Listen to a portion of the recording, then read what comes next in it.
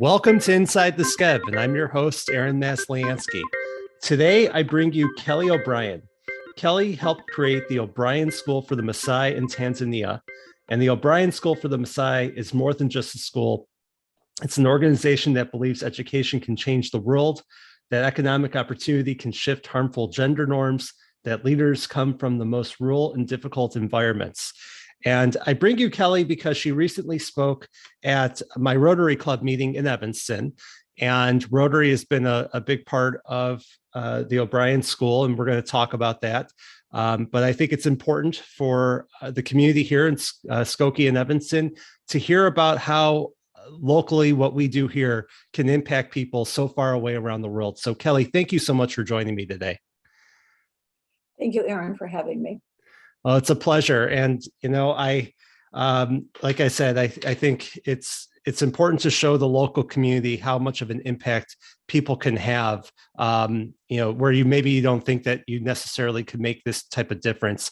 How did you get involved? What's your backstory where you started the school in Tanzania? Well, it started probably 13 years ago when my daughter, Heather, who was living in Denver, came home at Thanksgiving, and she said, "Mom, I really want to do some volunteer work. Would you go to Africa with me?" And of course I said yes. And we, through a mutual friend, we found a convent, a Franciscan convent in rural Tanzania that welcomed us. So it was a 100-acre working farm convent managed by 14 sisters. And having grown up on a farm, this was just something that was going to be second nature to me, but at the same time, anything we could do to make a difference in someone's life was important to us. So Heather and I spent a month at this Franciscan convent, and it was just amazing to see how they were serving the local community. People were coming in, helping them in the fields. And so we would always ask the backstory of, tell me about this woman, tell me about this child. And so we would help with, donating our shoes and our clothes. But at the end of the day, we didn't change anyone's life. So when we asked the question, what can we really do to make a difference in someone's life? The Mother Superior told us about a Maasai elder who had been coming to the convent for 5 years, and his name was Gabriel. And he said, without a school for his village, the children there would have no future. So Heather and I decided to visit Gabriel, just because I had been to a Maasai village before, and it's very, very colorful and very unique because they have not changed the way they live, for generation and generations. So we went with a few people from the convent, and we were greeted by 150 small children who must have heard that someone was coming to build a school for them, because they were dancing around us, and I mean, it was sort of overwhelming.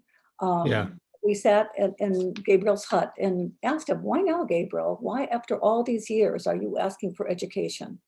And he told us the story of what it was like when he was growing up, that he spent every day of his life as a child walking behind the tail of a cow or a goat, because all boys were shepherds. And he promised himself if he ever had children, he would give them a better future. And with that, it was just like at that moment, I thought, you know what? This is the reason God sent us to Tanzania. We need to build this village a school. So when we announced that we would partner with them, to educate their children, everyone in the hut began to cry. Wow. And it was just, what did we know about building a school? And so I said, I don't even know what a school is supposed to look like. And we hadn't even been to a school at that point. And so he said, we just need 3 classrooms and an office. And so on the back of an envelope in my purse, we just drew an L-shaped building. I mean, that's how simple it was. And we showed him the L-shaped building, and he said, it's perfect, it's perfect.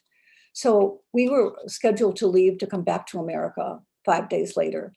And he took the envelope and he said, "Please, can you stop by the village, which is very near the airport, it's 15 minutes away, and come in and see us one more time." So on our way to the airport, leaving for America, we stopped by, and they already had the foundation dug. Stones were in place. That quickly. It was just that quickly. They were so excited. So I came home And I was just amazed at how much they were dedicated to making this happen. And again, they didn't have a backhoe. They did this with machetes and small pieces, small tools. I mean, they don't have what we have. This is a Maasai village where they don't even have furniture in their huts. I mean, they squat. There's no table, there's no chairs. So this was not easy for them to dig this big foundation, find the stones, how they got the stones, big boulders, and put them in for the foundation. So I came home and I had a fundraiser in my garden, talked to my neighbors and my friends and my family. And I said, I need some help. I said, I really believe that this village would be so empowered and it could change so many lives. We just need to finish the school. So that night we made $43,000 in the garden and sent that back. And that was the beginning of our first classroom. Do you have any background in education, or I mean, what's your career been? How did you get the resources to make this happen? Do you know what? I pray every morning, God, surround me with the people I need so I can do your will. That is my prayer every day.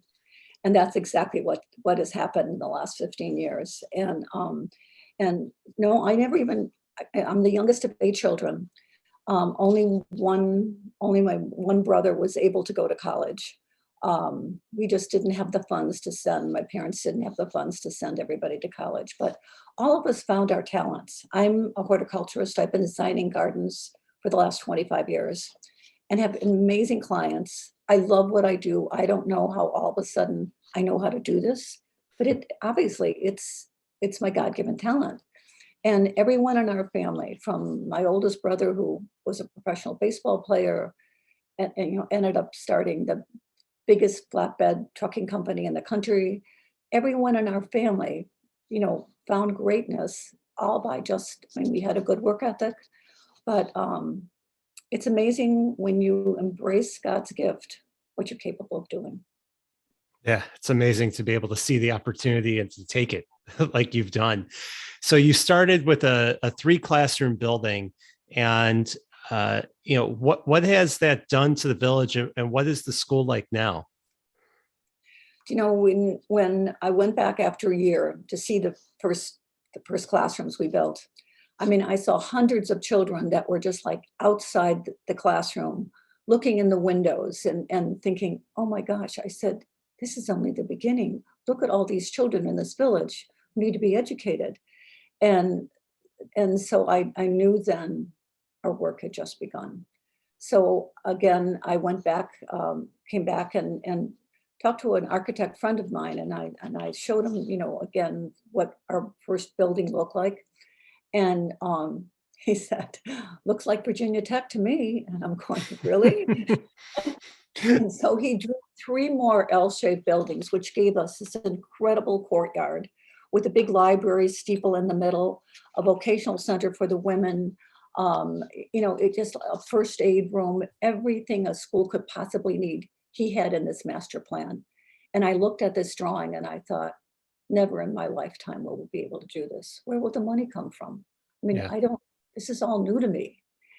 And now I'm very happy to announce the master plan is completed. And we have everything that was on that plan is done. We have a vegetable garden, we have guest houses where people can come and stay. I mean, we have students now that are in universities. And these kids come from a cow dung hut. Maasai have not changed, again, the way they live. The first time they ever sat in a chair was when they came to school for the first day. They never used a spoon until they came to school. I mean, the first time we gave them a pencil, the kids were chewing on it because they'd never seen a pencil before. I mean, this is hard to believe that in the world we live in today, that these kind of situations still exist. But there were so many firsts that we were able to accomplish or witness that were shocking to me. But at the same time, they were such learning lessons that I knew that we had a long way to go, but I knew we were going to do it. Yeah, I mean, let's just talk about that for a minute. I mean, do you think sometimes school, you think, okay, classes, I got to learn math, science, those types of things. But the life skills here, I think, are a major push of what the school is. I mean, talk a little bit about what is the Maasai traditions? How does their culture work? And you know, what are the gender roles typically? It's quite unique and sometimes a little hard to embrace because the men have multiple wives. I mean, one of the first men we met had 9 wives, and each wife has her own hut. And then she takes care of her children. And each compound has a big corral where all their goats and sheep come in at the end of the day. And all the boys become shepherds. They know that this is their job. Again, school education was not embraced. Girls were married off at a very young age, sometimes 13, 14 years old. And the dowry was usually 5 cows. So the cows to Maasai are their prized possession. I mean, at one point they were known to be the largest cattle owners in the world. And they used to go on these cattle raids and raid other tribes, and because they thought all the cattle in the world belonged to them. That's not quite the case anymore, but they do value their cows, and they would never slaughter a cow. If we have a celebration and we need, cow, some cows to serve with rice or whatever, we have to buy it from a village that's not our village, because they get very attached to their animals. And Wow. And it's just amazing. But our students now, it's an English speaking medium school, so all subjects are taught in English, which makes it really easy for us when we send containers. And this is where Rotary came in. After I went back for the second time, we knew that we needed desks. We knew that we needed, if we're going to teach them how to read, we need books, because they don't print any books in Tanzania. They do some textbooks, but their textbooks look more like comic books. I mean, they're very thin.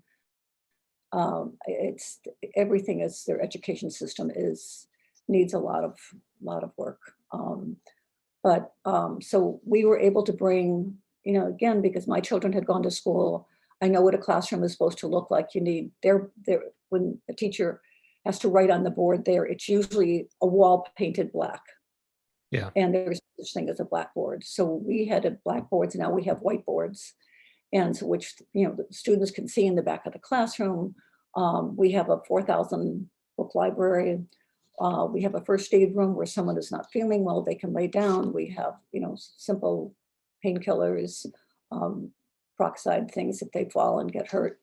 So we're pretty well equipped. We have an outdoor kitchen and an indoor kitchen, as we feed breakfast and lunch to our students. We have almost 400 students, so it's a lot of food preparation, and most of the people that we've got 18 teachers and 18 non-teaching staff, and they're gardeners, they're cooks, they're cleaners, and most of these people are widows that we hire from the village, because when a man dies, you can imagine how many women are left behind. And so Right. there's probably 120 widows in our village with no means of support. And Why are there so many widows? Why are the men dying like that? It's, again, they send their oldest sons or their boys out to watch their animals, to graze. And the women or the girls are out fetching firewood or finding water, because there's no electricity and there is no water source in their homes. And the men stay inside their huts, and their huts have no windows. They're just made of cow dung, a straw roof, and there's 3 big boulders in the corner where they will light a fire, and this is where they do their cooking, inside their huts. So the men tend to spend a great deal of time inside their huts, and it's like being inside a fireplace. It's very toxic. So many of them die of respiratory problems. It's incredible to think that this type of condition exists. I mean, this is the Maasai people. I mean, are they a large population within Tanzania, these types of traditions? Or I mean, is this common that you would find like in this part of Africa? I would say that you could probably go to any Maasai village and things are pretty much the same. I mean, they have not changed their traditions, the way they look at things, the way they live. Um, and it's just because they keep, the next generation does what the last generation did. So the girls, never have a choice of what's going to happen in their future. They already know that their father's going to find someone for them to marry. And by the time they're 21, they may have 3 children. Mhm. And it's many of the children, because they're all born at home in these huts, they don't even count their children until their children are 5, because many of them die at a very early age. Wow. I mean, it almost seems like biblical, like the type of culture and whatnot. But do you get any pushback from the local people? Because, you're coming in, it's changing the culture. People do have traditions, and, you know, I wouldn't want necessarily somebody to come and tell me what I can and cannot do, or not, or I should change my lifestyle. But I mean, do you get, obviously you're making great change. I mean, all the men dying so young and everything, and what the things you're describing would are pretty horrific. But I mean, do you get a lot of pushback? I think the reason that here we are, my daughter and I, and here they don't value their women. In fact, you have a meeting and the women are not allowed to speak if there's men in the room. So if I want to find out what the women are thinking, I have to meet with them separately. And here's my daughter and I coming into this village. I mean, and they really graciously received us. And I think it's because Gabriel was praying that he really said to everyone, God sent these 2 women to us. And so what we learned in the very beginning is we had to be good listeners. We could not be bulldozers and say, oh my gosh, you're doing this wrong, and why are you doing this? And you need to change this. I mean, those words never came out of our mouth. We just had many, many meetings with the elders. We tried to meet everybody, the pastors, we met with everybody, just finding out what was important to them, learning who they were.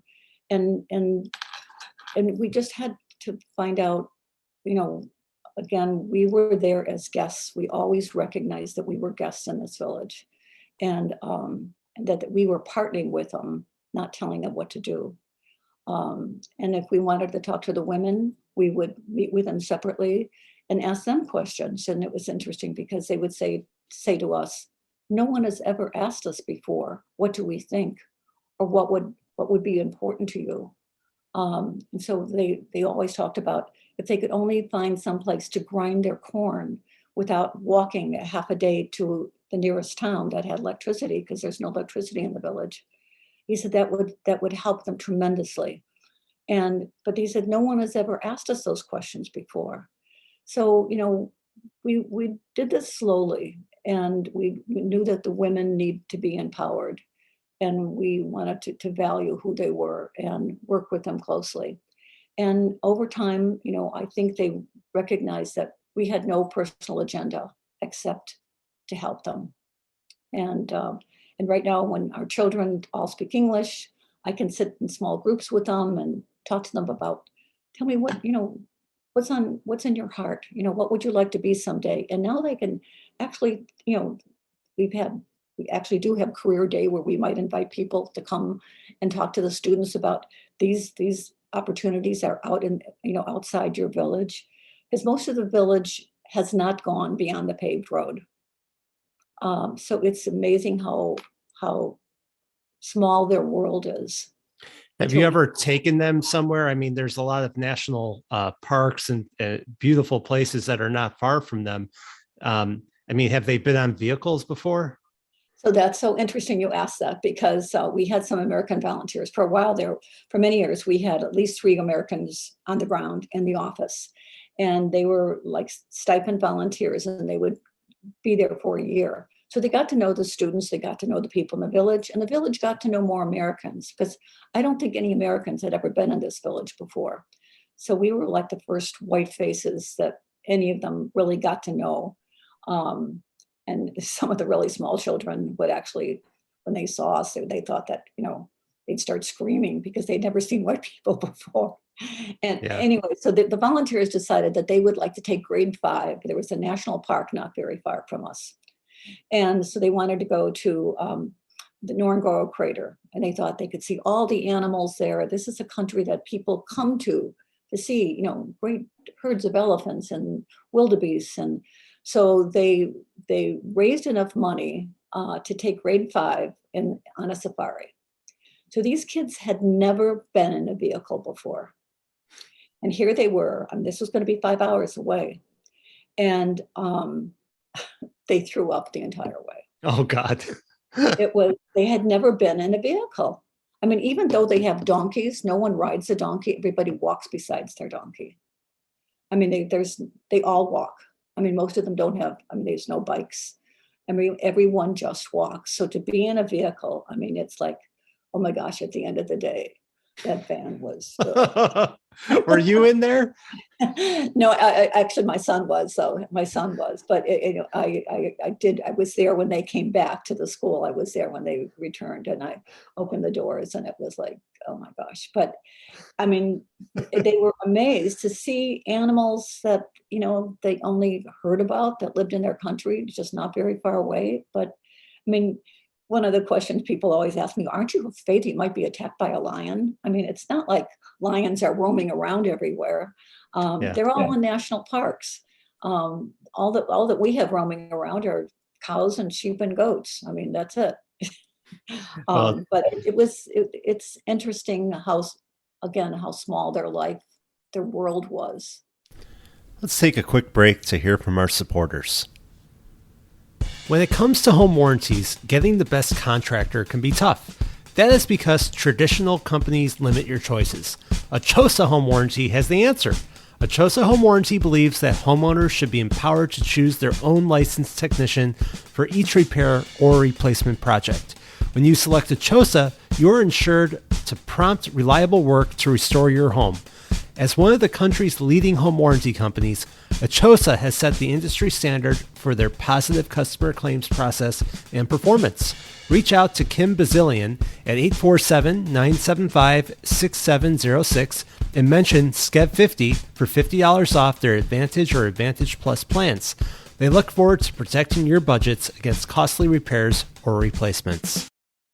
Moving day is a happy day, but how can you be sure all of your stuff will get to the new place in the same condition they left the old place? Upgrade your experience to First Class Moving and Storage. You'll get a team of professionals who treat all of your belongings with care and have the right tools to make the job go smoothly. They even offer a full packing service. Upgrade to First Class Moving and Storage. They're local and independently owned. For more info, visit the website at firstclassmovers.com. That's the number 1, stclassmovers.com. Now, that may not have been the best experience getting sick on a bus, but do the students, do they want to go back on the bus? Do they want to go see more places? Have there been any opportunities for even like an exchange program where maybe some of the students come to America and then some people go to the village and see the school?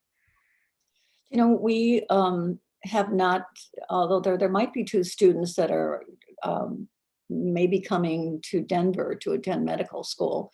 Again, these are going to be some of our graduates that are being sponsored.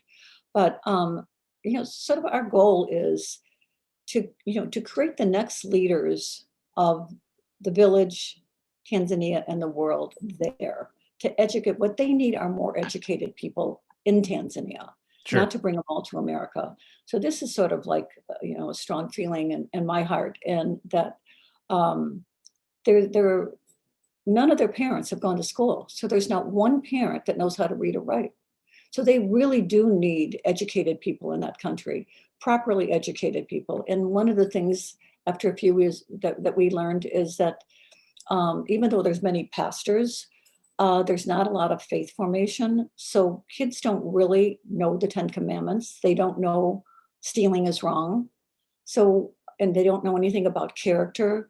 So we've spent the last couple years really, working on what is character, what is honesty, what does kindness mean to you? And, just having them think about things besides just math. Mm-hmm. Yeah, have you seen that translate into changes within their society? What are the first of all, what are the ages of the school? And then how are the gender roles changing from schooling? It's a very good question. 50% of our students are girls. We insist on that, even though the Maasai think it's a waste to educate girls because they're going to be married anyway. So what's the point? And we believe that there are more important things that they were put on this earth to do. Getting married could certainly happen in everybody's life, and we hope if that's what they choose to do, they can do it. But in the meantime, they can be the next leaders of this. And right now we have a woman president in our country, in Tanzania. So when I talk to the girls, I say, you know what, where you live does not determine who you're going to be in this world. I said, so just don't give up on your dream. And so we started clubs to find out, okay, what is their gift, and how do you don't do that in a normal classroom. You have to find interests that they would gravitate to. So we started a garden club, first of all, and because we started growing vegetables, and to me that was like my love, coming from a farm. I bring seeds from America that are definitely compatible to their dry situations. And so the kids now understand the value of eating carrots, which are not part of their normal diet. And we are growing the most valuable tree on the face of the earth, which I never even knew what it was, being a horticulturist for so many years.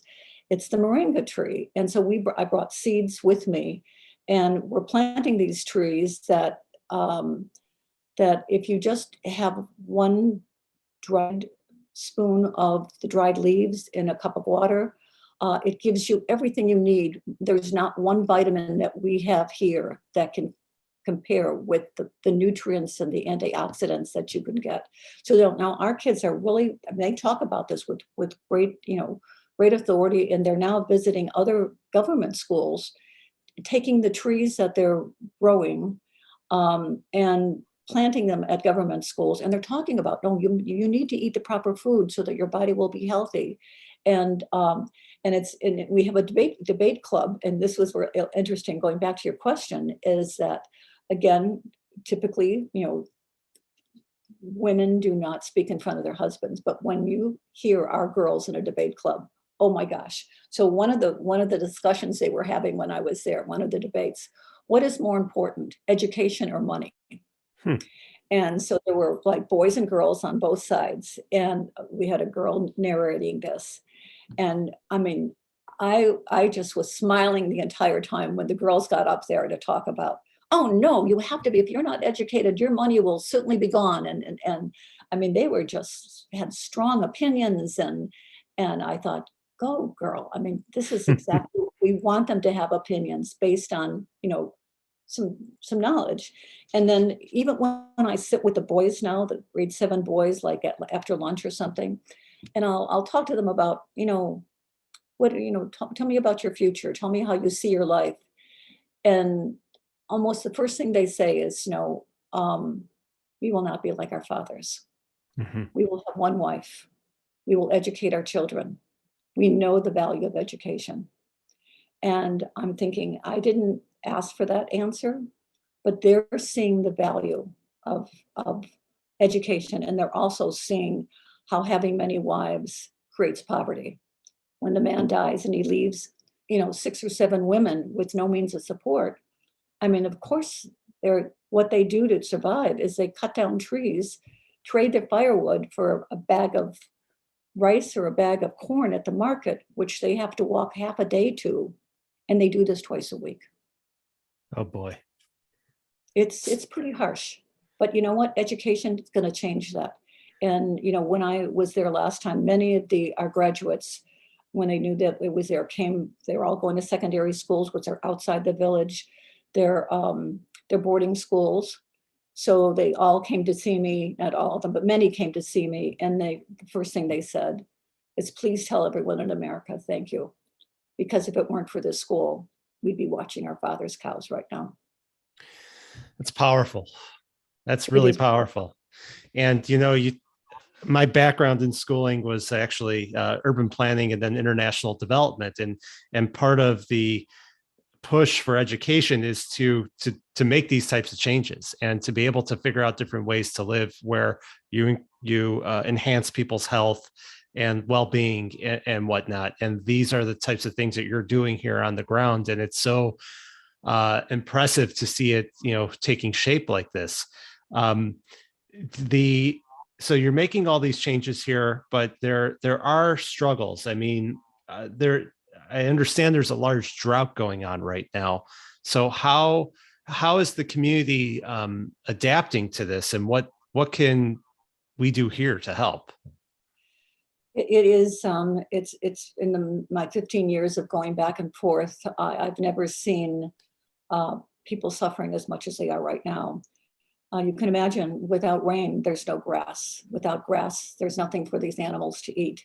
So the animals are actually dying in the fields. When I was there in January and February, I saw dead cows in the field, and this is heartbreaking. This is all they have. They don't have jobs. I mean, they can't.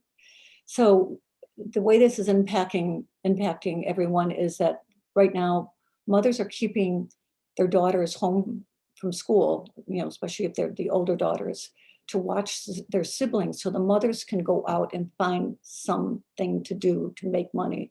The price of food is 3 times more than it's ever been. There's no sunflowers, so oil is expensive. The corn didn't grow because there was no rain. So, this is what they eat. I mean, maize is the foundation of almost every one of their meals. And so they have to go long distances to find the food, and it's expensive.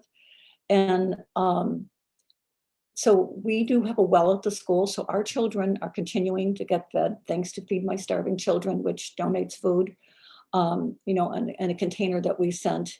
And again, Costco oatmeal is 1 box of Costco oatmeal costs $9. For $9, we can feed 100 children breakfast. I mean, Wow. When I came back to the school for the second time, and the children were we weren't into providing meals at the time. They were passing a pot around, and everybody was eating with their fingers. And it's like, oh my gosh, no, we have to do better than this. And the teacher said, please, the children are falling asleep from hunger, because traditionally Maasai only eat 1 meal a day. And that's at the end of the day. When the animals come home, they milk the goats, they milk the cows, and then they will have dinner after sunset. So there is no breakfast, there is no lunch. And so these children, were at school and they were falling asleep by 11 o'clock. They were just falling asleep. And so the teacher said, please, is there anything we can give them? And I said, well, what do you suggest? He said, if we could give them a cup of tea with sugar, that would help them. And I thought, that's not a breakfast. And so that's when I came home, walked around Costco's, and I thought, whatever we send, it's got to be something that's nutritional. It has to be something that we can afford, and also something that has longevity. And so it's got to be in a container for 3 months. It's got to be at the school for 6 months or more. It can't go bad. It can't be refrigerated. And oatmeal was perfect. So now we serve oatmeal for breakfast, and then twice a week we go to the market and we buy bananas, oranges, so they have a piece of fruit twice a week with their breakfast. I mean, that's just that nutrition can really change everything for them. It's and our children are healthy. I mean, when I was there in January, not one of our children has COVID, which is amazing to me. They do wash their hands. We have sinks all over so the children can wash their hands, which they can't do at home. Imagine if they have to walk miles and miles for water. Even when I was there, the streams were almost dry. Oh, and so they were coming to us and to the convent, getting water. But again, that's for cooking and drinking. But what about their animals? So it's a real heartbreak, but we are hoping to send a container, and I've talked to Feed My Starving Children. So we're hoping that people can help by helping us support the cost of a container that we'd like to send at the end of October with as much food as we can get on there, and some medical supplies. We always send, small things that just in case the kids get hurt, we have something for them. And, parents will send their sick children to school only because we have more than they have. Mhm. So if we have, baby aspirin, if we have, anything for, any ailment that kids might be suffering from, we can take care of it on our end, and they have nothing at home. How can people get in touch with you to be able to bring things for that container? So we have a website, o'brienschool.org. We have a PayPal account that you can donate. Again, 100% of every dollar donated goes directly to this project. We have no paid employees. Everyone on this end in America is a volunteer. So there is no one is getting paid on this end. The only people that we pay, again, are the employees that we have on the ground in Tanzania. Wow. So it's our website, and I think on a website also might be if they want to send a check. Everything is tax deductible. We are a 501c3, but this container is, it's amazing when I reach out to the school kids and all of a sudden, I tell them about the story about, what would it be like if you woke up and said, "Hey mom, what's for breakfast?" And your mother said, "Oh, so sorry. We don't eat breakfast in this house." I mean, kids here could not even understand that. And so we also get donations of shoes, because these kids, some of them walk 1 to 2 hours to school. 1 to 2 hours they walk. I mean, our kids are driven by their parents if it's more than 4 or 5 blocks. Yeah, it's very different. It is so different. And so, so when we're getting these shoes out, we have volunteers that come and sort their shoes out. I say, all right, if you're looking at these shoes, these cute little sandals, and there's little shoes that light up when you walk in them. I said, but if you had to walk, from here, like I'm say to like Oak Brook Shopping Center, which is, probably, 10 miles from my house, what pair of shoes would you choose to wear? And now they're looking at the shoes differently. Aha. Yeah. It's got to be a tie shoe. It's got to be something that's going to, last a long time, because this may be the only pair of shoes I have for all year. And I've been there when we pass out shoes. The next year they cut the toes out of the shoes so they can continue wearing the same pair of shoes, because that's all they have. It's a totally different environment. I mean, to think like that, and to see how much, like you said, $9 for a container of oatmeal can feed 100 kids. Amazing impact that we could have here locally to help people around the world. And it changes generations, because if you could help those people, education is what changes how things are. It's teaching somebody how to fish. Without a doubt. And they're filled with gratitude. And this is something I just want to pass on, that it's not like kids think, oh, here's another container filled with, this is like Santa Claus coming to the village. It's not that way at all, because we're very careful about making sure that everyone gets 1 pair of shoes. The food needs to last. If someone comes to, if we have, a widow or someone coming to the school and saying, I have nothing to eat, please, can you help me? Of course we help them. Yeah. That's amazing. You're the community center. By the way, does the school have electricity? We do. Yes. One of the first things we did, but we had to buy our own telephone poles. And do you have internet? I'm sorry. Do you have internet as well? Yes, we do have internet, because when we had all the American Girls on the ground, we knew they had to connect. And also, we have to connect with sometimes the students. If they're not there, everyone has a cell phone. So we have to make sure that we have a well, so we need a generator. Mm-hmm. And we also needed a reverse osmosis system to purify the water, because there's a really high content of calcium in the water, and the government they think it's not, drinkable. It's certainly better than what they get from the stream, where a cow is drinking right next to where you're getting a bucket of water. And that's so common. Someone is washing their clothes, someone is getting a bucket of water to take home, and there's a goat right next to you. Mm-hmm. So anyway, we're trying to do the best we can, and I again couldn't do it without so many good-hearted people. Our village of Hinsdale is amazing in that the school system here, they have whatever they don't use, that they're storing desks, whiteboards, like I just got microscopes to take to our science class. Whatever they don't use, they're willing to donate to me to put on this container. So it's amazing. And again, Rotary helped us with the first 2 containers that we sent, which changed the whole. I mean, when people walk into a classroom in our village, that it's like, how did this happen? Where did all this good stuff come? And it's because people were willing to share what they weren't using. I mean, I'd open my door in the morning, and there would be my whole front porch is filled with bags of things. They're just with notes saying, I hope you can find something you need. I mean, no Wow. one's saying, oh, but make sure that you give me a receipt. None of that. It's like I represent, when I open those doors, when I'm on the other end, there's always tears in my eyes, because I represent all those people who dropped something off at my house, and all the kids who came with a box of oatmeal in their hand saying, oh, please, Mrs. O'Brien, can you take this to the children?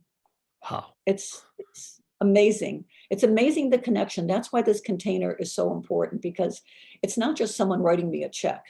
It's literally people coming to my house, and school kids collecting at school. And, and they put notes in their shoes. God bless you as you walk in my shoes. Wow. I hope you have a good life. I hope you have a good day at school. And these little notes, when the kids get their shoes, they open, I'm in the classrooms, they're opening up these notes. I mean, I said, just you remember to pray for that child who just gave you those shoes. There's such a connection. That's beautiful. That's why this container is more than just, things that we need. It is a heart connection as well. And then, on your website, I know you have the address, which I assume is your house, of where to send checks. Is that where people can also bring goods and items? Yes. Yes. Okay. Yeah. And go ahead. There comes a time that right before the container, every room in my house, the living room is oatmeal. I mean, a bedroom is all shoes. I mean, we sort them out, we put them in bags. We know like 12 pairs of girls' medium. So when we get to the other end, we know exactly what we need for what classroom. So we do a lot of the organizing here before and everything is labeled. Everything has to be weighed, because we go through customs, and this is where it's gotten to be a little painful for us, because last time we paid $15,000 in duty.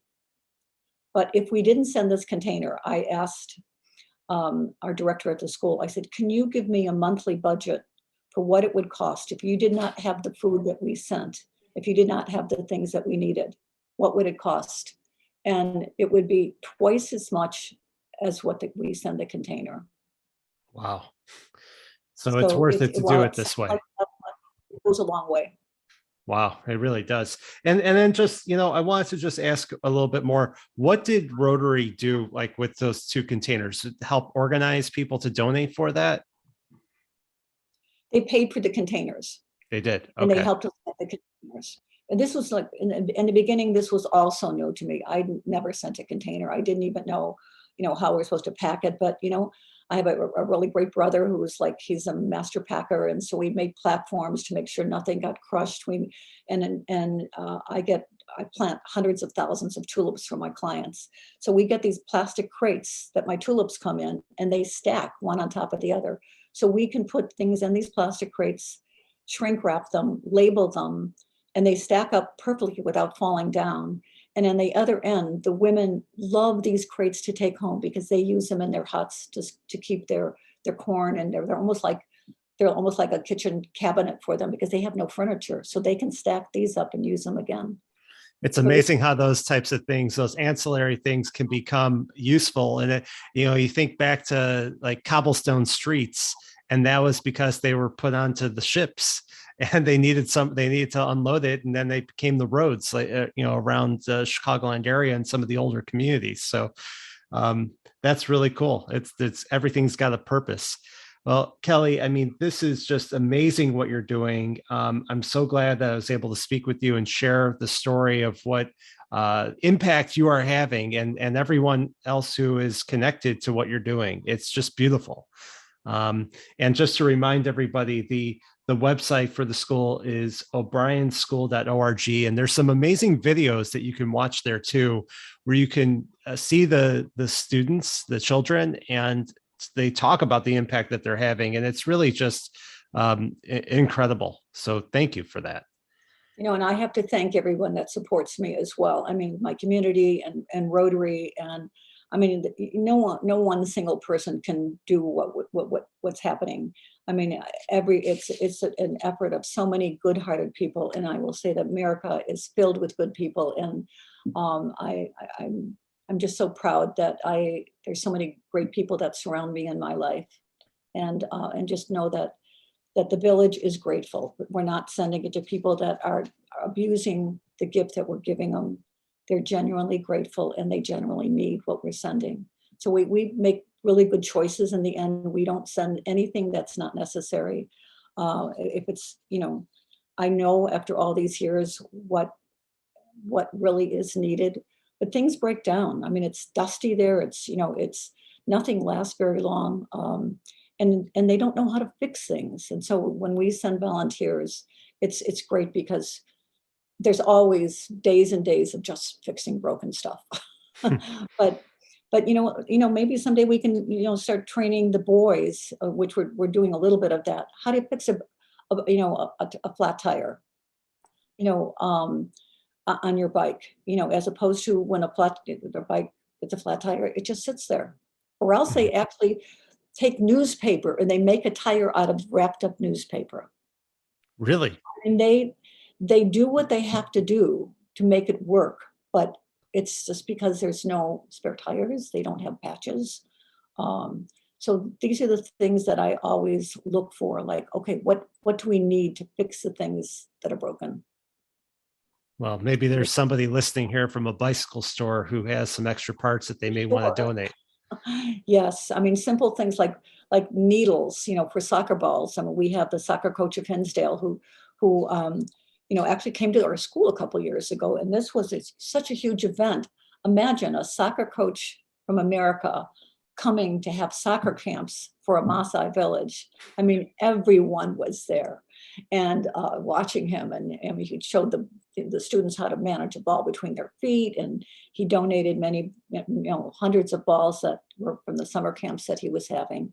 These kind of things are not a big deal here. Everyone's got a bunch of soccer balls in their garage, but when you see kids in the field playing soccer with a bunch of plastic bags tied together, that's their soccer ball.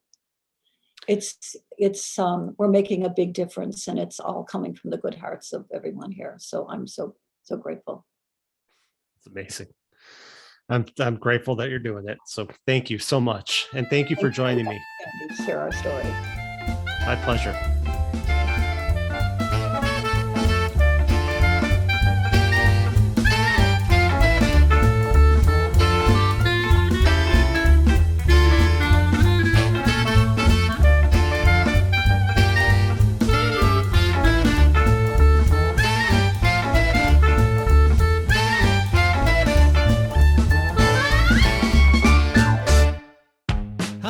I'm Aaron Maslyansky, longtime Skokie and Evanston resident, host of Inside the Skev, and local real estate expert. As a community connector and realtor with Dreamtown Realty in downtown Evanston, I know firsthand what makes the Skev such an amazing place to live. When I'm helping my clients buy and sell properties inside of the Skev or out, I'm doing it with the best technology and support team behind me at Dreamtown. During the pandemic, I've been able to help my clients seamlessly stay on track with their home search. From immersive 3D Matterport tours, professional photos, to virtual open houses, my clients can find their homes safely and comfortably, and even from their couch. When you're ready to make a move, know that I'll be here to help. You can always find out more about me at skevinston.com/real estate. Again, that's skevinston.com/real estate, or email me at aaron@skevinston.com.